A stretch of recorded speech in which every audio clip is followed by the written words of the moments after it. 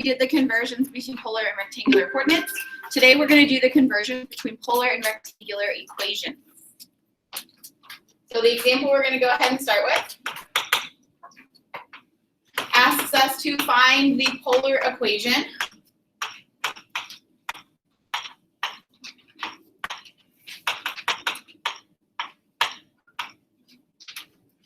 for the hyperbola x squared minus y squared equals 16.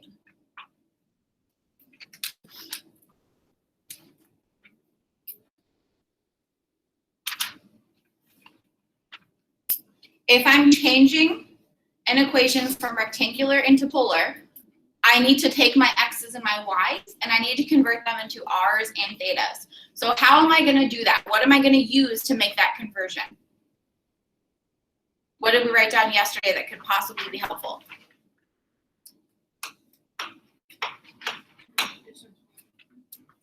That would be r equals, and I think there's going to be something even easier than that. Y equals r times sine And so we're going to use the x equals r cosine theta and y equals r sine theta.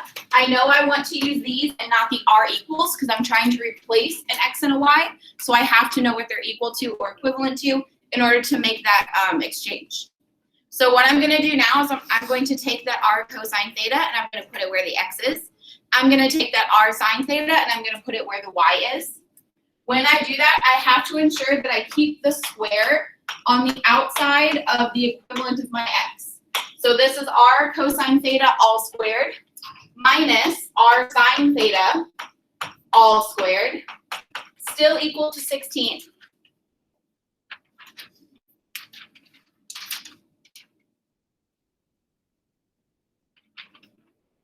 Why did I not change the 16? Why would I? It doesn't have an x or a y in it, so I don't need to change it. So all I'm going to do from here is I'm going to try and simplify that left-hand side to look a lot nicer. This is the point where we could use any of the identities that we have learned previously. So those double angle identities, the half angle identities, the squared angle identities, any of those are up for grabs here, as well as the Pythagorean identities. So make sure you have those on your cheat sheet before we go into this test.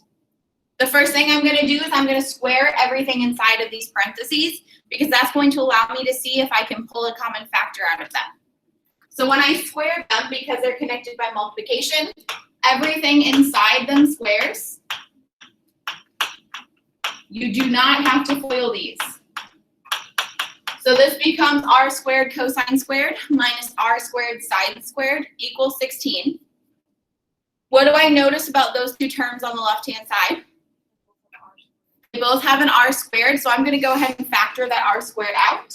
When I do, I'm left with r squared times cosine squared theta minus sine squared theta equals 16. And now I'm to my second to last step. My last step would be to see if this is equivalent to anything that's a little bit easier to work with or nicer to look at. So we're going to have to go all the way back in our notes to all of those identities that we wrote down to see which one that is equivalent to. So I'm going to give you a second to go back in your notes and identify where those identities are at so you know where to look when you come to do the homework and prepare for the test. So go back in your notes and you're going to want to look at the half angle, double angle, squared angle, the sum to product to sum, all of those.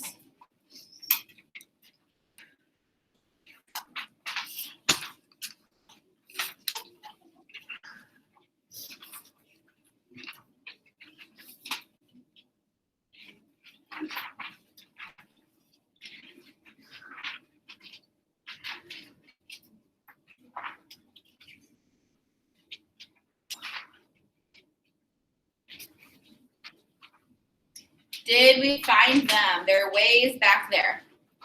Would it be the two subtract from each other equals cosine theta? Yes, it is a double angle identity for a cosine.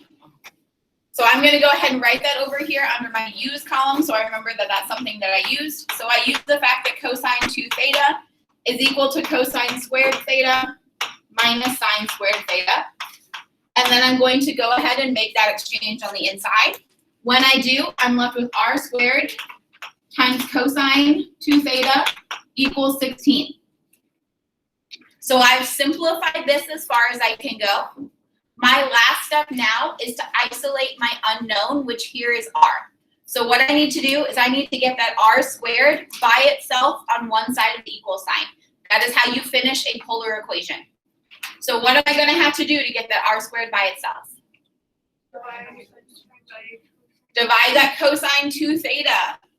So when I do, I get r squared equals 16 divided by cosine 2 theta, which is the same as 16 times 1 over cosine 2 theta.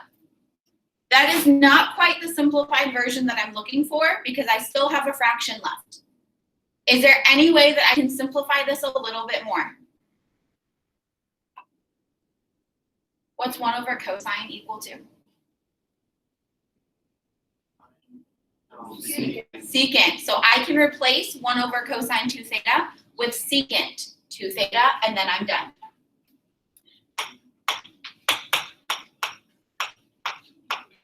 So the polar equation for that hyperbola x squared minus y squared equals 16 is r squared equals 16 secant 2 theta. And then you're done. So make the exchanges of x's and y's, simplify it, isolate the r squared, and simplify again if necessary. How do we feel about that one? Not the worst thing, but not the best thing. Why?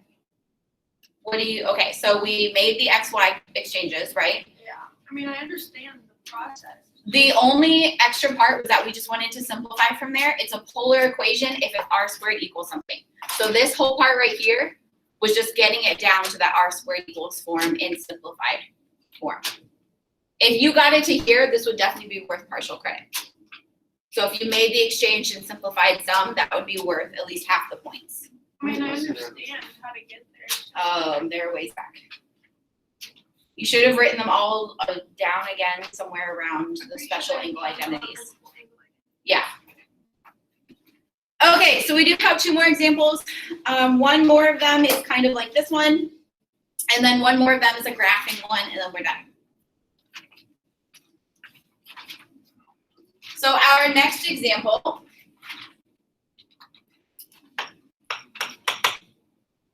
asks us to find an equation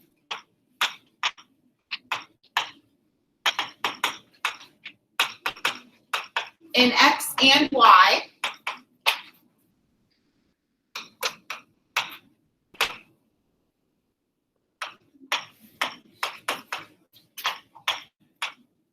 that has the same graph as the polar equation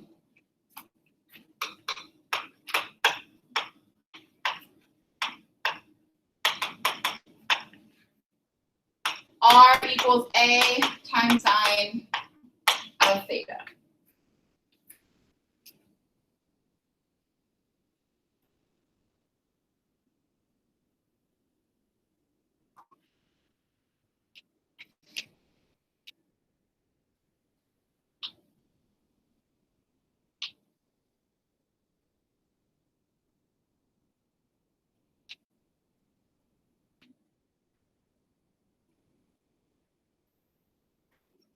This seems a lot more complicated than it actually is. This is just a fancy way of saying take the equation r equals a times sine of theta and convert it into rectangular form. That is the fancy way of saying that. So what I'm going to do is I'm going to start with that equation, r equals a times sine of theta. My goal is to get this in terms of x and y. So I need to consider what x and y are equal to in polar form so that I can see when I make it match that I can do that swap. So what is x equal to in rectangular form? R cosine. What is y equal to? Is r cosine theta present in that equation? Is r sine theta present in that equation? Close, but no. What I have is r equals a times sine of theta. So I'm extremely close. What piece am I missing from that right-hand side to make it match this? I'm missing an r. So why don't I multiply an r in? To keep it in balance, because it is an equation, if I'm multiplying something in on the right, I also have to multiply it in on the left. So I'm going to take an r and multiply it into both sides of this equation. When I do, I'm left with r squared equals a times r times sine of theta. Now I have r sine theta on that right-hand side, which means I can go ahead and make the exchange, and I can replace the r sine theta with the y that it's equivalent to. So the right-hand side now equals a times y. What about that left-hand side? I know I have to do something with it eventually because that's still in terms of r, but I need it to be in terms of x and y. Is r squared equal to anything that's in terms of x and y? So I can also make that exchange. So we know that r squared is equal to x squared plus y squared. This is something we wrote down yesterday. So I can take the x squared plus y squared that r squared is equal to, and I can replace it with that. So what I actually have now is x squared plus y squared equals a times y. Technically, my equation is now in terms of x and y. However, I can also note that it's really not pretty, and it's definitely not a simplified equation. If you get it to this point, you would get at least half the points because you showed me that you can make that replacement in order to change coordinate systems. From here, I'm just going to show you how to simplify it into something a lot nicer and something you could actually graph. Okay? I can guarantee you're not going to enjoy it, but we're going to do it anyway. The first thing I'm going to do whenever I'm trying to do something like this with an equation is I'm going to get everything to one side and see what's going on here or see what I have that can kind of group together. So I'm going to start by moving that AY over to the left. When I do, I'm left with x squared plus y squared minus AY equals 0. I know I have an x squared, but I have no other x's, so that's an individual term. What do I notice about my about my y's, however? It's a quadratic, but it's only 2 terms, which means if I want to do something with that to make it factor nicely, what am I going to have to do with that y quadratic that I have? Do you guys remember what it's called? We're going to have to complete the square. Because I want to force that to be something that factors beautifully so that it will turn into a nice equation that's easily graphed. In order to complete the square, I go to this term, I divide it in half, and then I square it, and that's a term I add into both sides of the equal sign. So what that looks like is x squared plus y squared minus AY plus the term before it is negative a. So this is going to be negative a over 2 squared. I also have to add that on the other side of the equal sign.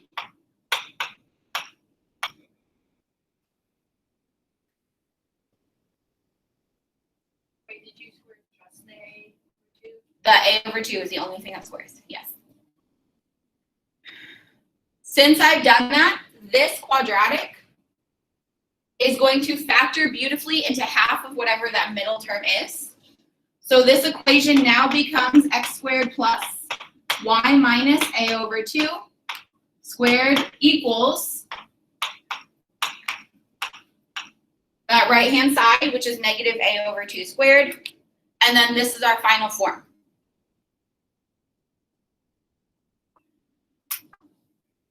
Anybody know what shape this is taking on? Anybody know what shape this is an equation for? Circle. Circle. Yes. Very good, Colin. Impressed. Again, if you did not see the simplification, getting it to this point would be at least worth half credit. If I didn't ask you to simplify, technically this would be worth full credit if it was all right. I will ask you to simplify them. Does it make sense to this point? This is what I'm concerned with. Do you understand how we made those X and Y exchanges and replacements? Okay, that's what I care about. Okay, this is just icing on the cake if you can do it. All I care is that you can actually make the cake. Okay? So the last thing we're gonna do today is we're just gonna graph and then we're finished, I promise. And it's a lot easier than it sounds. So this is just an example because we all know how to plug numbers into a calculator and get out the answer. So all we're gonna do is we're gonna practice putting these on a polar graph. So we are going to sketch the graph of a polar equation.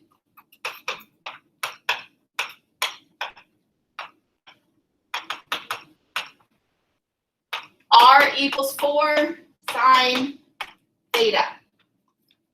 I'm going to go ahead and write down all of the angle measures that we're going to use. Typically, you just need to go from 0 to pi. And then if your graph looks incomplete or it gives you a different domain, then you'll continue on from pi to 2 pi. But you never have to go beyond 2 pi. So for this one, we're just going to go from 0 to pi. So my thetas are going to be the values that I plug in. The r's are going to be the values that I get out. So of course, we're going to go ahead and start with the 0 angle.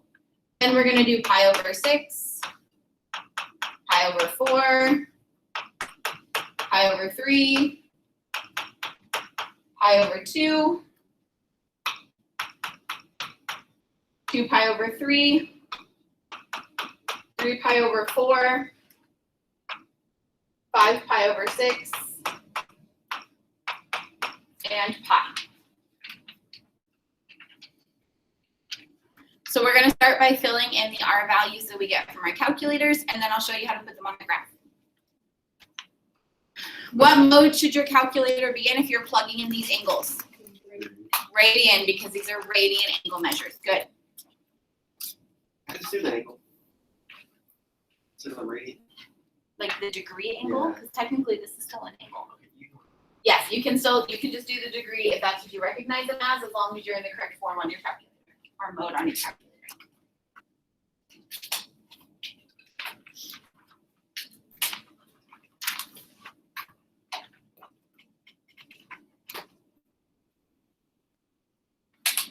So what am I even? Oh, I was just plugging. Them into this equation. So you're going to do 4 times sine of 0, 4 times sine of pi over 6, and so on. Are we doing like real number? Or like I want the decimal to 1 decimal place. Because that's going to be pretty much the closest we can get on a graph.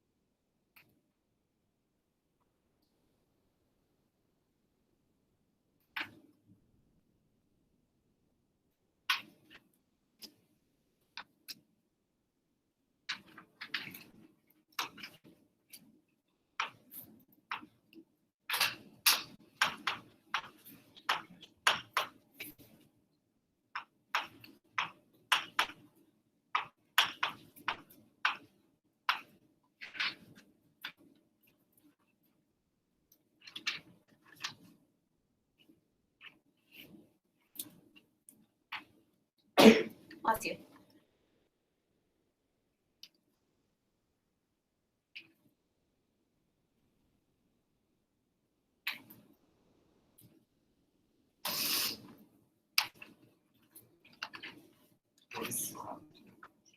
Yeah, 1 decimal place.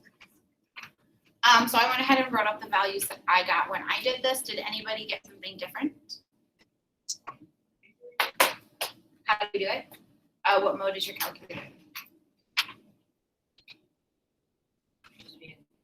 Should be in radian if you're plugging it in like this.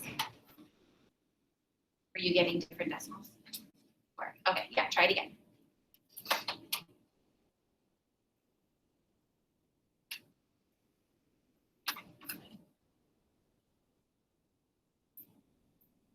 Good. Okay, so once we have this table of values, the last thing we have to do is we have to put them on our polar grid. So I'm gonna go ahead and draw my polar graph. I'm gonna draw all 4 quadrants just because it's gonna be so much easier. Once I've drawn the crosshairs of my polar graph, I need to determine how many units or rings I need to go out on this graph. So what's my highest R value here? 4. So I only need 4 rings here. You're welcome to put 5, you're welcome to put 6, you're welcome to put 10, but you really truly only need 4. So I'm just gonna put 4 on here.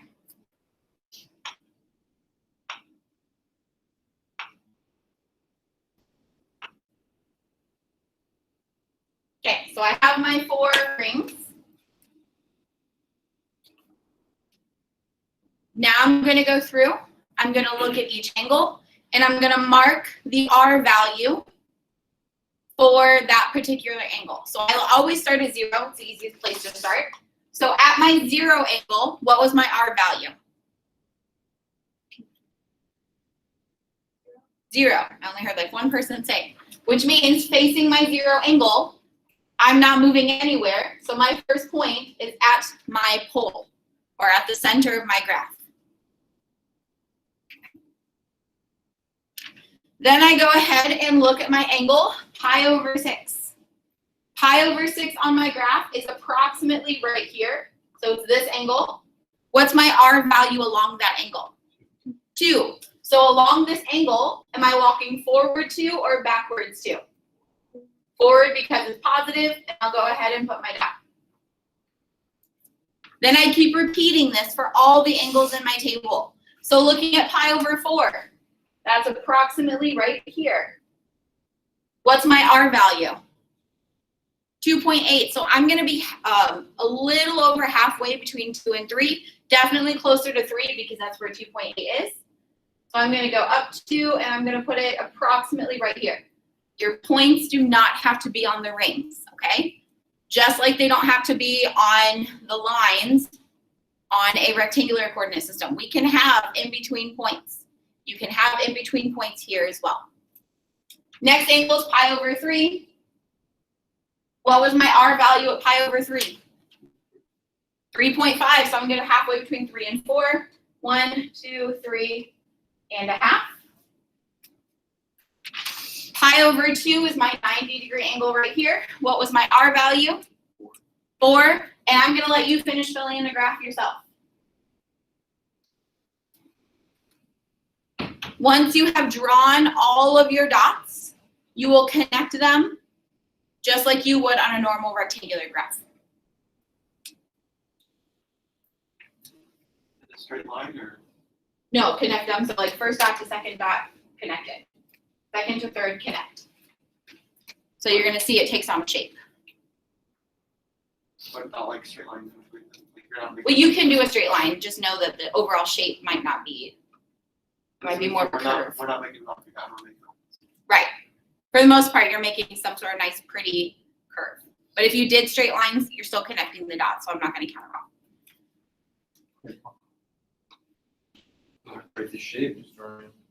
Nice, isn't it? Looks like a bug. A what? A bug. Bug. Okay, definitely actually like a perfect circle.